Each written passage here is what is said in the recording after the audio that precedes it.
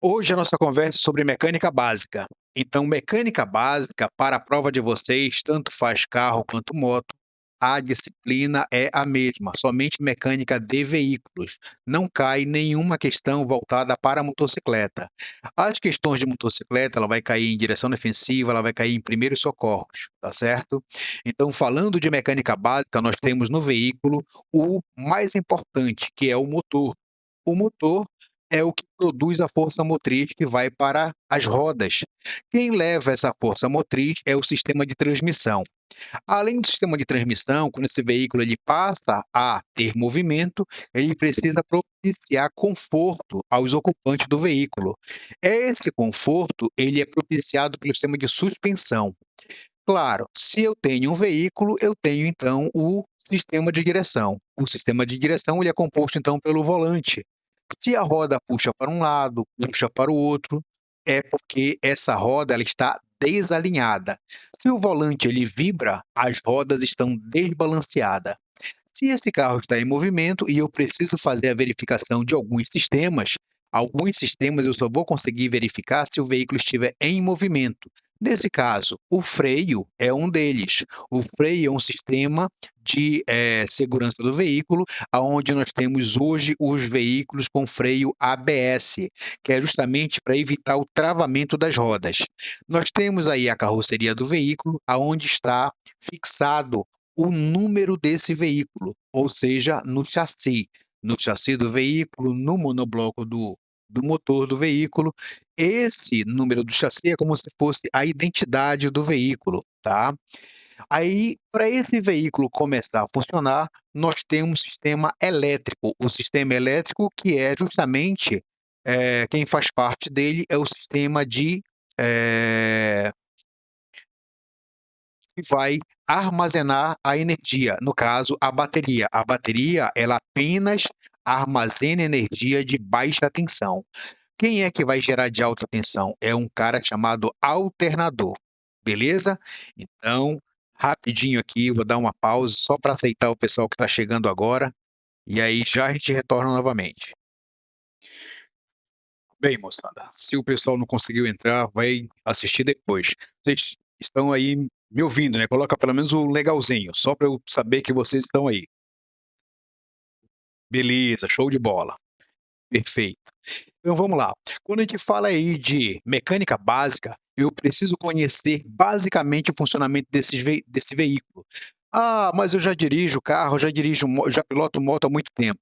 Só que cada veículo ele tem um sistema diferente. Por exemplo, se eu dirijo um veículo com câmbio mecânico, o comportamento desse veículo vai ser um. Ah, eu vou agora dirigir um veículo com câmbio automático. O comportamento desse veículo será outro. Ah, eu já dirijo há muito tempo aqui na cidade, mas quando eu vou para a estrada, esse carro se comporta de um outro jeito.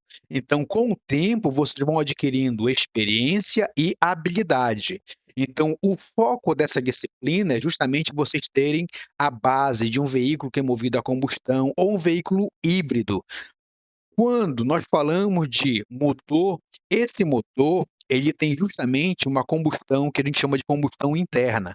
Então, essa combustão interna, ela vai transformar essa energia pela queima de combustível, que é justamente a mistura de ar e combustível. Hoje, os veículos, eles são flex. Tanto faz carro quanto moto, vocês terão o mesmo consumo, eh, básico. Como o mesmo consumo básico? Se eu coloco apenas gasolina, se eu coloco apenas gasolina no meu carro, se eu coloco apenas gasolina, na cidade ele faz em torno de 10 a 14 quilômetros com 1 litro. Ah, mas eu vou para estrada. E na estrada eu faço em torno de 12 a 16 quilômetros. Em torno de 12 a 16 quilômetros. Por que que isso acontece? Porque na cidade eu paro, freio, engreno a primeira marcha, acelero. Já numa estrada, eu apenas acelero e existe uma velocidade constante. A não troca de, óleo é justamente porque esse veículo ele não é recrutado, ele não é solicitado constantemente. Já quando ele está na cidade, esse negócio de parar, acelera, para, acelera, faz com que esse óleo ele haja um desgaste muito mais rápido. "Ah, então quer dizer que eu vou trocar o óleo conforme eu queira". Não. Toda e qualquer troca de óleo existe a especificação de cada fabricante. A média de troca é a cada 10.000 quilômetros rodados, né. E aí nós temos no motor o comando de válvula, a correia dentada. A correia dentada, moçada, é super importante que vocês verifiquem que ela deve ser trocada a cada 50.000 quilômetros rodado. Ah, e para a motocicleta que não tem correia dentada? Mas tem a corrente. A corrente deve ser verificada a cada 5.000, a cada 10.000 quilômetros, porque ela vai também desgastando. A corrente da motocicleta, ela não pode ser muito tensa, mas também não pode ser muito, folgada, porque senão pode justamente fazer com que ela perca a catraca. Aí nós temos a câmara de combustão, o virabrequim, biela, pistão, o volante do motor e o cárter. O cárter justamente é onde armazena o óleo do motor. Esse óleo eu vou verificar quando? Quando o motor está parado. Então essa verificação do óleo, eu não posso verificar sob hipótese alguma quando esse motor está quente. Por que não? Porque o óleo vai estar espalhado pelo motor. Significa que o óleo vai estar lubrificando o pistão. Então, quando eu tiro a vareta de óleo, eu vou olhar lá na vareta de óleo: "Cara, não tem óleo no motor". Não, não é que ele não tenha óleo no motor, é porque o óleo está espalhado pelo motor, lubrificando todo o motor. E aí nós temos a questão do, equipamento dos veículos do motor flex, ou seja, o motor flex, álcool e gasolina, eu posso misturar tranquilamente. Agora atenção para a prova. Na prova existe uma questão lá na prova que diz o seguinte: misturar álcool num veículo movido a gasolina piora o rendimento do motor. Isso é na prova. Na vida real, isso não é verdade. Por que que não é verdade? Porque os veículos, eles são flex. Eu posso colocar R$ 10 de álcool e R$ 10 de gasolina. Pronto. O veículo vai circular durante um mês sem sair de casa. Professor, com licença, mas é todo veículo que é flex hoje em dia, porque, deixa eu ver, pelo meu conhecimento, né, o que trabalha tanto com álcool quanto gasolina não é veículo híbrido, sei lá, tipo essas paradas aí. É o flex. O veículo híbrido é justamente os veículos que a gente diz que são veículos flex, né. Quando a gente diz que a gente pode colocar 1 litro de álcool, 1 litro de gasolina, o consumo ele vai ser o mesmo. Por quê? Porque existe um comando, que chama-se injeção eletrônica. Antigamente, nós tínhamos os veículos movido a pé, que tinham carburador. Hoje não existe mais veículos produzidos a nível de carburação. Hoje todos são produzidos com injeção eletrônica. E a injeção eletrônica ela tem um microcomputador. Por isso que todo e qualquer veículo com injeção eletrônica, ele não, quando ele tem uma pane, ele não pode ser empurrado. Por quê? Porque aí você desregula esse veículo ou pode danificar o teu sistema de injeção eletrônica ou danificar o computador do teu veículo. "Ah, mas o meu veículo ele é um câmbio automático". Se é câmbio automático, nem adianta você empurrar. A esse mesmo que não vai funcionar de sob hipótese alguma, tá certo? Aí nós temos o funcionamento desse motor. Esse motor movido, de um carro movido a álcool, a gasolina, que a gente chama de flex, ele vai produzir justamente a queima uniforme desse combustível. "Ah, mas eu vou colocar somente gasolina". Beleza.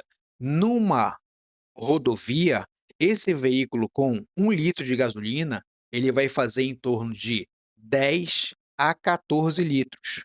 Essa é uma média para um veículo motor 1000, né.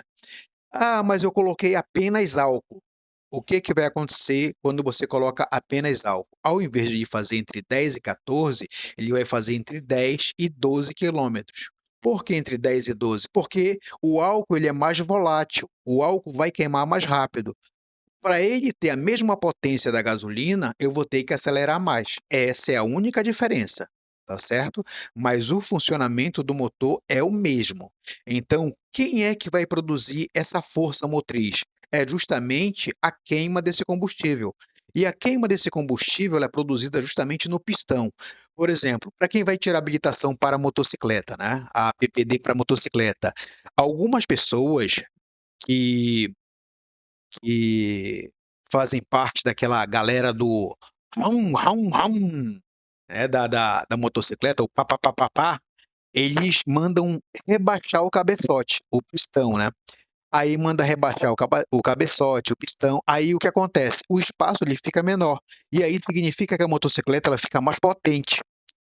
Cara, como é que pode uma 150 deixar outras motos para trás? É porque ele preparou esse motor para isso. Porém, quando ele faz isso, ele está danificando a moto dele, aumentando o risco de danos tanto para ele quanto para a moto, porque se o motor da motocicleta dele estourar, já era, não tem mais jeito, né. E todo motor a nível de combustão, ele funciona em 4 tempos. Por que 4 tempos? Que é justamente a admissão, compressão, combustão e o escape. Esses são os 4 tempos que o motor ele vai produzir, tá. Aí nós temos o sistema de alimentação. O sistema de alimentação, ele é justamente, a mistura de ar e combustível, que ocorre justamente aonde? Ele vai ocorrer dentro desse motor, num cara chamado lá de monobloco, aonde fica os pistões, aonde fica o virabrequim. Então, quanto mais eu acelero, mais combustível eu jogo nesse recipiente. Então, o sistema de alimentação que é justamente o tanque que vai levar esse combustível do tanque até o motor. Só que muita gente faz o quê? Eles colocam R$ 10 de álcool, R$ 10 de gasolina. Aí vai entrando dados básicos que a gente tem que ter com esse veículo. A cada 40.000, você deve limpar o bico de injeção eletrônico. A cada 10 a 15.000, dependendo do veículo, porque dependendo do veículo, quanto mais velho o veículo, menor o tempo de duração do óleo. Quanto mais novo esse veículo, maior a quilometragem esse óleo vai aguentar. Então, é importante que vocês tenham cuidado em relação a isso. Ah, vai trocar o filtro de óleo, vai trocar o filtro de ar, vai trocar cabo de vela, vai trocar vela. Então tem algumas coisas, alguns itens no teu veículo que deve ser feito a troca periodicamente conforme a especificação do fabricante, tá certo? "Ah não, só vou trocar quando fizer 50.000", de repente o teu carro não presta mais. 40.000, 50.000, deve ser verificado a correia dentada. Todo e qualquer veículo, antes de entrar em circulação, ele deve ser feita uma verificação breve. Exemplo, eu devo verificar o pneu do meu carro, se o pneu está calibrado, eu devo verificar se tem água no radiador, devo verificar se tem água no esguichador de para-brisa, devo verificar se o limpador de para-brisa está funcionando normalmente, porque caso contrário, nesse caso, deve ser trocado. Por que que eu vou trocar? Porque quando eu lavo meu carro, utilizo vários produtos, e esses produtos podem ressecar o limpador de para-brisa do meu veículo. Então, por isso, deve ser feita a verificação periódica desses itens, tá? Aí nós temos um sistema de arrefecimento. Acabei de falar para vocês que a gente deve colocar água no radiador.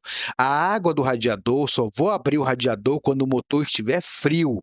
Nunca, sob hipótese alguma, eu vou abrir o radiador com o motor quente, porque ali é uma panela de pressão. Se eu abrir com ele quente, ele vai espirrar água para todo canto. Aí nós temos o líquido de arrefecimento. O líquido de arrefecimento, a gente chama de etileno glicol, tá na prova de vocês, que é o aditivo de radiador. Então, todo sistema de arrefecimento existe um cara que é chamado de bomba d'água. Se essa bomba d'água ela der defeito, o motor vai superaquecer. Aonde é que eu vejo que o motor está superaquecendo? No painel de instrumento do meu carro. Aonde? No termômetro. O termômetro marca a temperatura do motor. Ah, abriu o capô do carro. Sabe aquelas mangueiras pretas que tem lá no motor do teu carro? A gente chama ela de mangueiras e na oficina, o mecânico pode dizer o seguinte: "Olha, tem que trocar o mangote". Por que que tem que trocar o mangote? Esse mangote é novo. Geralmente mulher faz isso, né. Toda semana manda lavar o carro, quer lavar o motor. Só que para lavar o motor, eles utilizam limpa-alumínio, limpa-pedra, solda cáustica, eh, óleo diesel. Então, esses produtos, eles ressecam toda e qualquer borracha. Então, se o mangote ele resseca, tem que ser trocado. Por quê? Porque numa viagem muito longa, ele vai estourar. O mangote ele tem que estar flexível, maleável, porque quando ele aquece, ele vai expandir um pouco. É normal que isso aconteça. Parei o carro, cheguei de viagem agora. Vocês saíram de Macapá para o Jari. Chegou no Jari, desligou o carro. Quando desceu do carro, você escutou um barulho. Tss, funcionando. Eu desliguei o carro todinho, por que está funcionando? A válvula termostática identificou que havia um superaquecimento do motor. Aí entrou em ação a chamada ventoinha. Então, nesse caso, a ventoinha ela vai funcionar todas as vezes que o motor estiver muito quente, tá? E aí, esse veículo ele vai ter a temperatura baixada. Aí no sistema de lubrificação, vocês podem observar o seguinte: no sistema de lubrificação, o sistema de lubrificação ele é composto então por bomba de óleo, cárter, filtro de óleo, tubulação, galeria do bloco, tá, e o cabeçote. Então, nesse caso, vai circular justamente óleo por esse espaço. O óleo ele circula por ali. Por isso que quando o motor está quente, eu não posso, sob hipótese alguma, verificar o nível de óleo. Por que que eu não posso? Porque o motor vai estar aquecido e o óleo vai estar espalhado por todo o meu carro, por todo o motor do meu carro. Por isso que não vai, vocês não vão conseguir identificar. Aí nós temos a verificação do nível do óleo, o motor tem que estar frio e, se por um acaso acender a luz de óleo, que é justamente aquela lâmpadazinha de cor vermelha, então nesse caso o que é que eu faço? Eu vou desligar o motor, ligar para o reboque, para ir buscar esse veículo onde tiver. "Ah, não, não, eu vou chegar na oficina mais próxima". Então se eu forçar esse motor, esse carro ele pode fundir, ou seja, a gente diz que o motor vai bater, e aí esse motor vai ter que ser refeito novamente, tá certo? Quando existe a queima desse combustível, existe justamente o sistema de escapamento. O sistema de escapamento ele tem a função justamente de eliminar os gases, que é produzido aonde? No motor. Então, esse sistema de escapamento ele vai reduzir o nível de ruído. Ontem, em meio ambiente, vocês ouviram que existe um dispositivo que verifica o nível de ruído. Qual é o nome desse dispositivo? Decibelímetro. É o decibelímetro que vai verificar o nível de ruído desse teu veículo. Aí, o sistema de escapamento ele é composto por quem? Pelo tubo coletor, pelo catalisador, pelo silencioso e silencioso intermediário e o silencioso. Então, quando esse escapamento ele fura, o ronco do motor do teu carro ele fica diferente.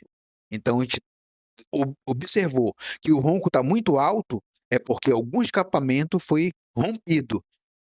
É comum de acontecer? Quando o veículo já é velho, já tem 10, 15 anos, vai causando ferrugem se esse escapamento não tiver uma proteção, ele vai enferrujando e quando a gente passa em algum local, pode bater e pode quebrar esse escapamento. Observou que está danificado, tem que ser trocado. Caso contrário, numa blitz, vocês podem ser ter o veículo retido e sofrer uma notificação. "Ah, mas a minha moto tem uma descarga que é uma descarga não autorizada, é uma descarga fortuna, parou na blitz. E agora? Ah, eu vou tirar esse escapamento, eu vou colocar um escapamento normal para a minha moto ser liberada". Beleza. Pode fazer isso? Se o agente de trânsito autorizar a troca, tranquilo. Se a blitz estiver em andamento, tranquilo. Mas se a blitz estiver finalizando e você não conseguiu trocar, o teu veículo será removido. É igual ao retrovisor da motocicleta. Tem gente que coloca um retrovisor mini. muito pequeno. Então existe um padrão para esse retrovisor.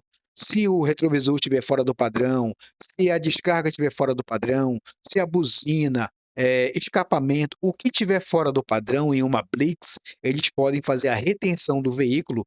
Essa retenção pode ser sanado de imediato a irregularidade. Caso não seja sanado, o veículo será removido.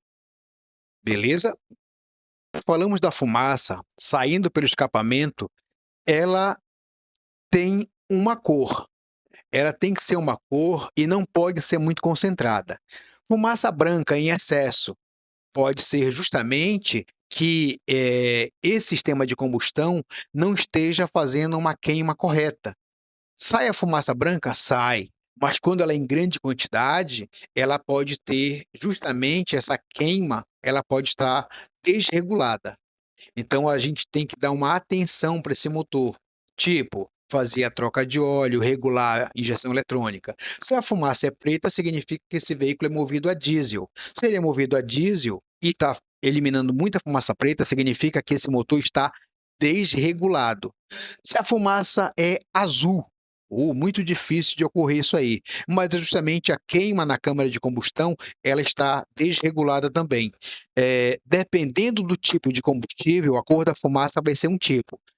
Exemplo, lá em meio ambiente tem uma pergunta que diz o seguinte: fumaça preta é produzida por qual tipo de combustível? Diesel.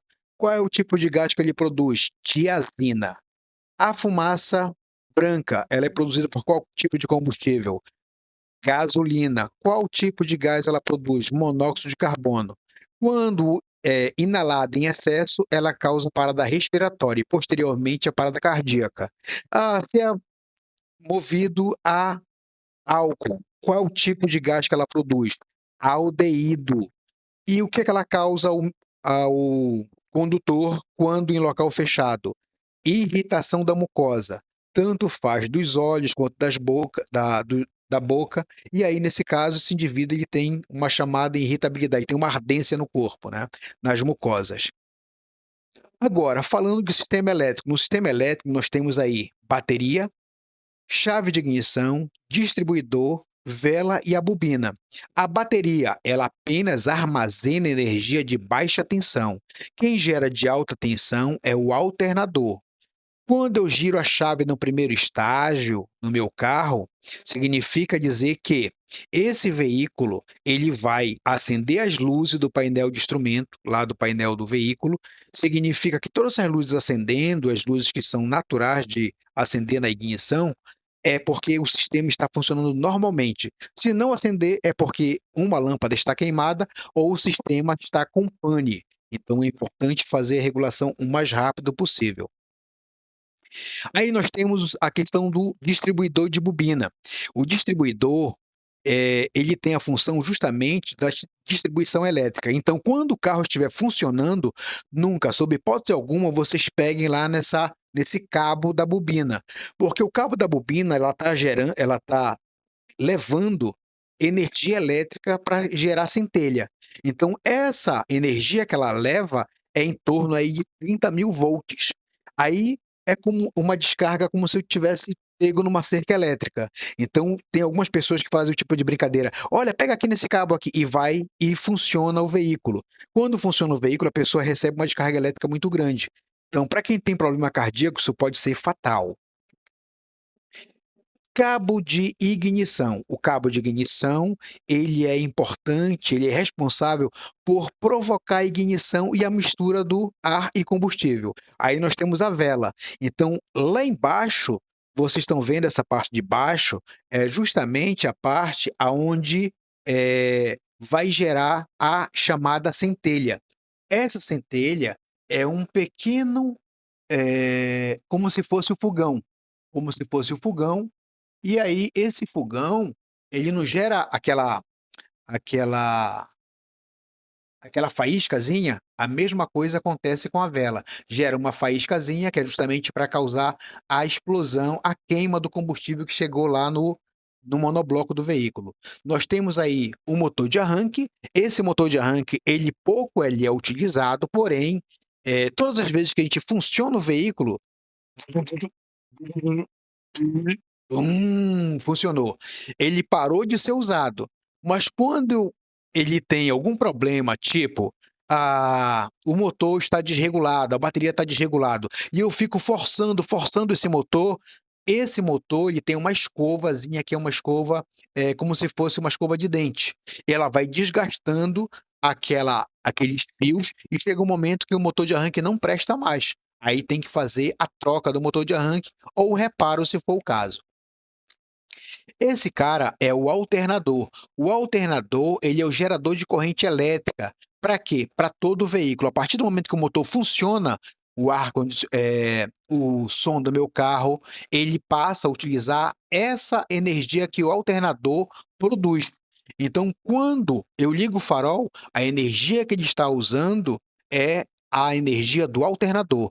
Se eu desligar o veículo, esse cara para de funcionar, e aí eu passo a usar a energia que está armazenada no na bateria. A bateria é igual no celular.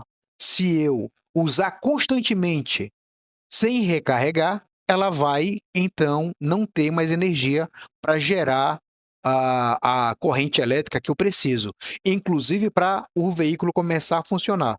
Por isso que a gente diz para a gente ter cuidado com a bateria. A bateria ela tem uma vida útil, em média, de 12 meses, 18 meses, 24 ou 36 meses. É o tempo que uma bateria usa, dependendo do tipo de bateria que você comprou. Se algum dispositivo do teu carro para de funcionar, pode ser um fusível. Esse fusível, ele tem uma proteção justamente contra curto-circuito.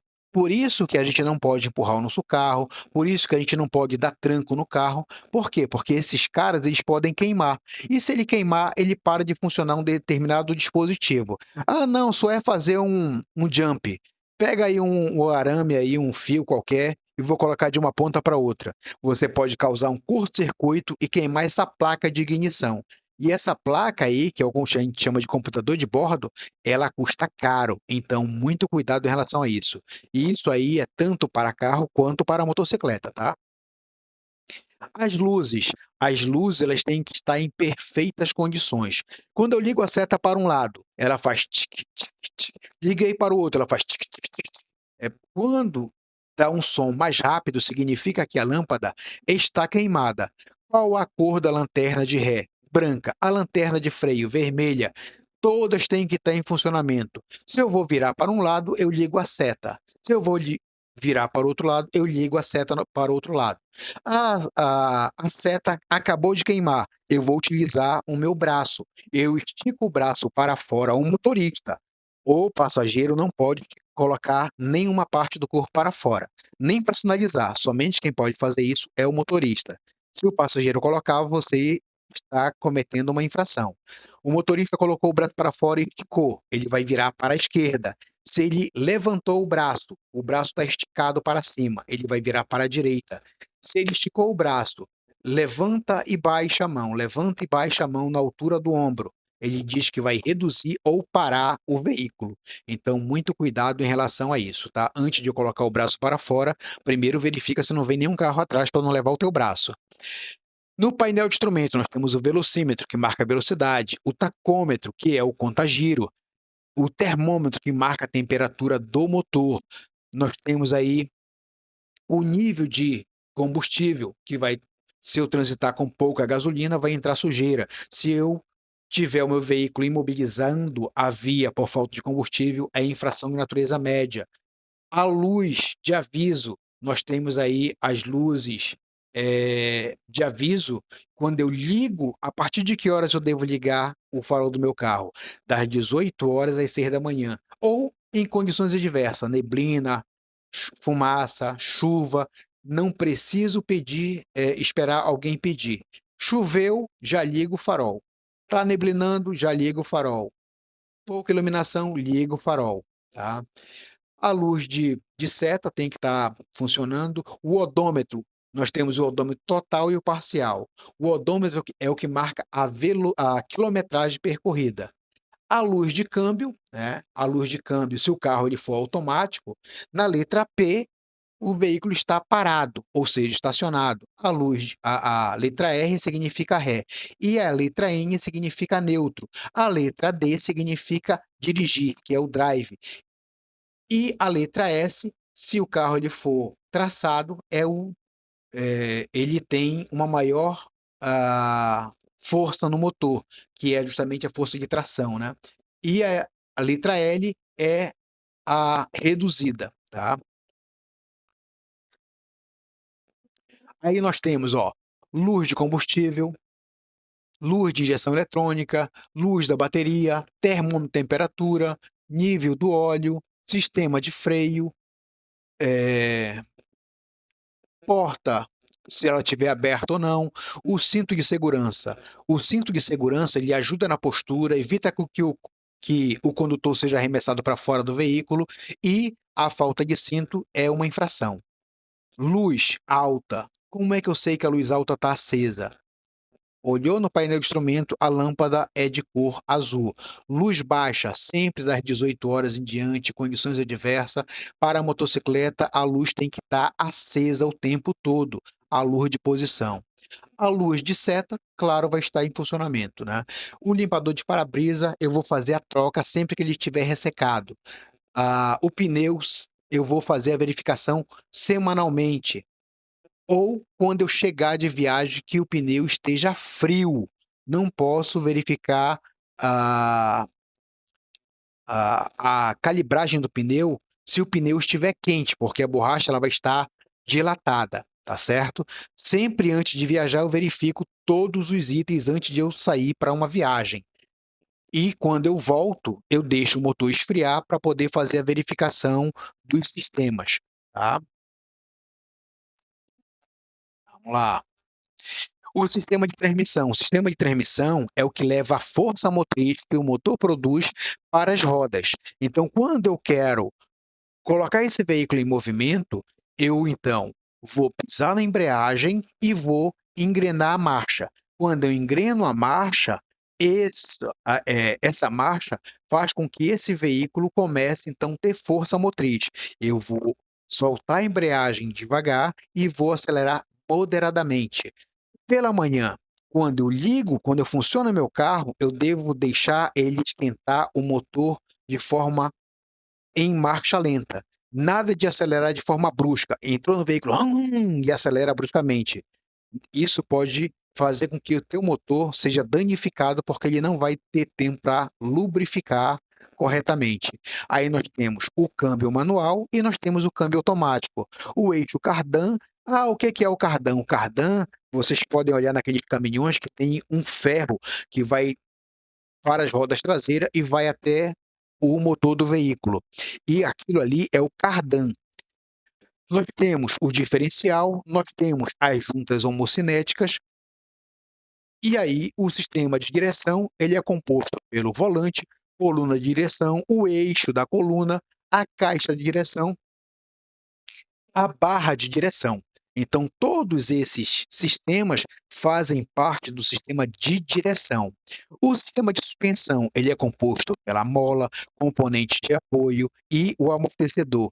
O sistema de suspensão ele serve para propiciar conforto, suportar carga e dar estabilidade para o veículo, principalmente nas curvas. Tá? No sistema de suspensão, é importante que eu entenda que esse sistema de suspensão, a partir do momento que eu sinto aquele baque seco, é porque o sistema de suspensão está danificado. O veículo que vocês podem dirigir é até 3.500 quilos. Até 3.500 quilos vocês podem conduzir o veículo. Até quantos passageiros? Até 8 passageiros. A Kombi tem 9 ocupantes. O motorista não conta como passageiro, tá certo? Eu posso dirigir uma Kombi escolar? Não. Aí, para dirigir a Kombi escolar, você tem que ter categoria D de dado, tá certo? Eu já estou com a minha permissão, eu vou ser moto Uber ou eu vou ser Uber. Posso? Pode, desde que você faça a adição da AAR, tá? A questão da EAR, a EAR é uma autorização para que vocês possam conduzir veículos, nesse caso remunerado para essa categoria, para essa especialidade, para essa modalidade, tá certo? Ah, para motocicleta é a mesma coisa. Vocês têm que ter a EAR, tá? Aí nós temos o sistema de freio. O sistema de freio, ele é composto, então, pelo cilindro, que nós temos o reservatório do, do freio, do fluido de freio, nós temos o hidrovácuo, nós temos reservatório. No reservatório de fluido de freio, lá na prova de vocês está escrito óleo de freio. Na verdade, quando vocês forem comprar, vocês vão pedir fluido de freio. Óleo é do motor, fluido de freio é para o freio, tá? Aí, além disso, nós temos o disco, pastilha, tambor, lona. Eles fazem parte do sistema de freio. Ah, eu parei meu carro, puxei o freio de mão e o carro não travou. É porque as lonas já estão desgastadas.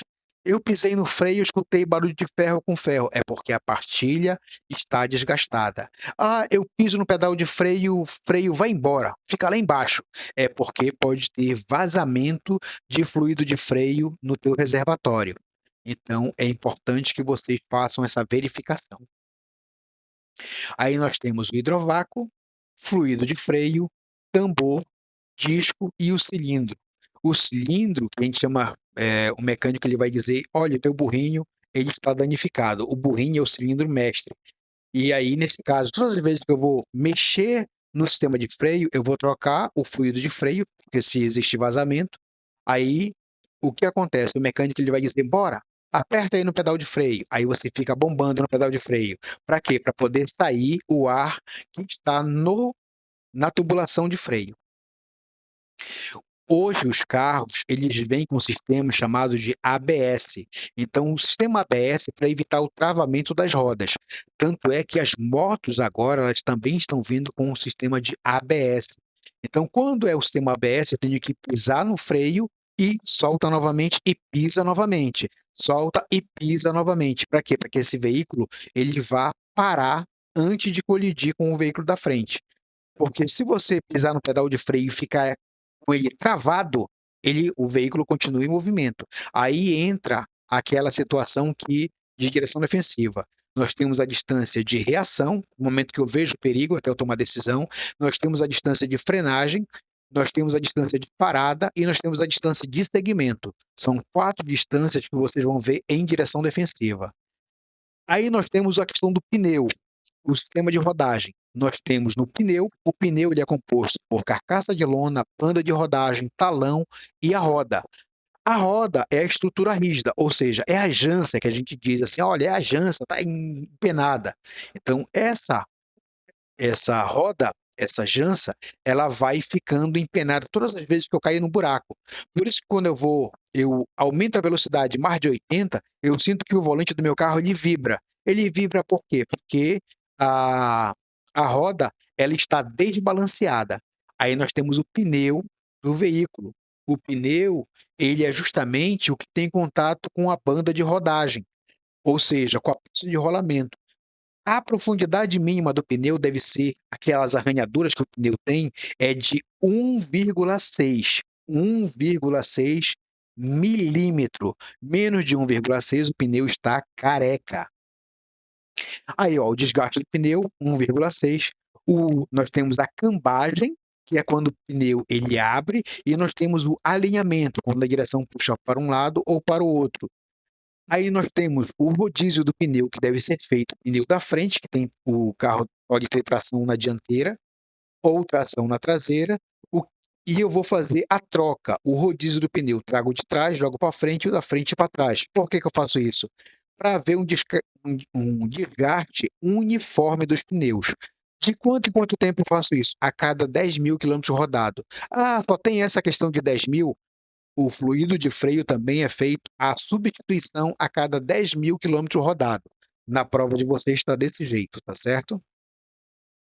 A estrutura do veículo, nós temos a carroceria, que é destinada para o passageiro, bagagem. Aí nós temos a caminhoneta e a caminhonete. Qual a diferença? A caminhoneta, ela tem o ambiente de bagagem e passageiro no mesmo ambiente. A caminhonete ela tem carroceria. Exemplo, o carro de vocês é uma Hilux. Na Hilux ela tem uma carroceria, é uma caminhonete. Ah, mas alguns de vocês têm uma SW4. Então essa esse SUV, ele é uma caminhoneta. Ah, mas o meu carro é um Camaro, é uma Ferrari. Então, nesse caso, é um automóvel. Então, o veículo ele vai se dividir conforme a categoria dele, tá certo? Aí, esse veículo ele tem a questão do para-choque. O para-choque ele tem na frente e atrás. Aí, uma vez, uma pessoa me perguntou: eu posso colocar o reboque no meu veículo? Pode. Desde que você olhe lá no manual do proprietário se o teu veículo comporta a o instalar o reboque. Por quê?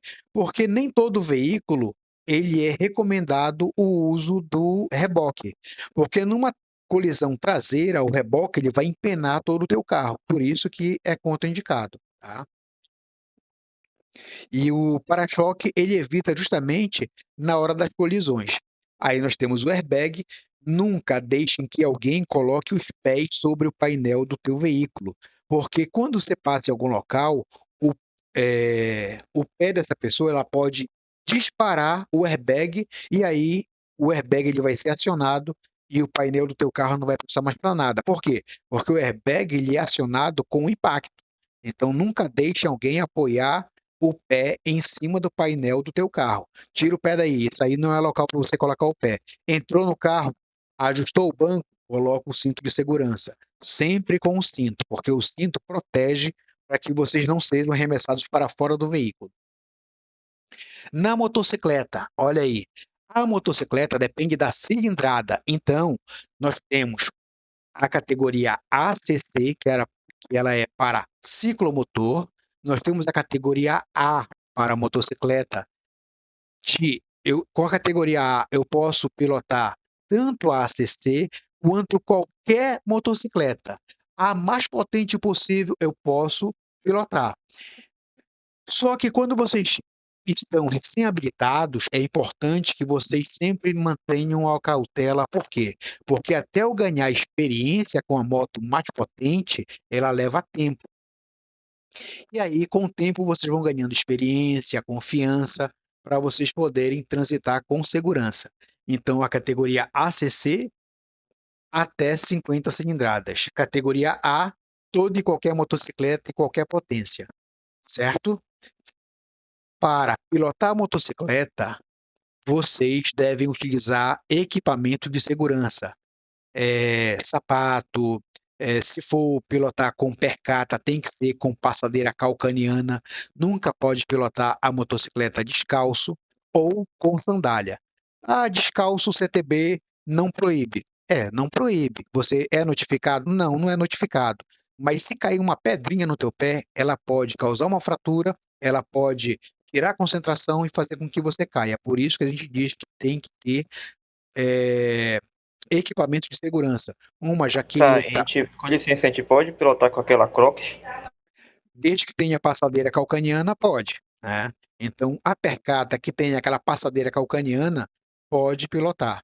Eu só não posso pilotar com salto alto, as mulheres com salto alto, porque ela pode engatar na questão da marcha, do pedal. Eh, para as mulheres, para carro, também não pode dirigir com salto alto, pelo menos no período da prova, tá? Ah, mas eu só dirijo com tamanco salto alto, luz 15, luz 20, luz 25. Então, é um salto muito alto. Então, para mulher que dirige com salto alto ou homem que dirige com sandália, na hora que você vai pisar no pedal, ela pode te atrapalhar e fazer com que você sofra ou cause acidente.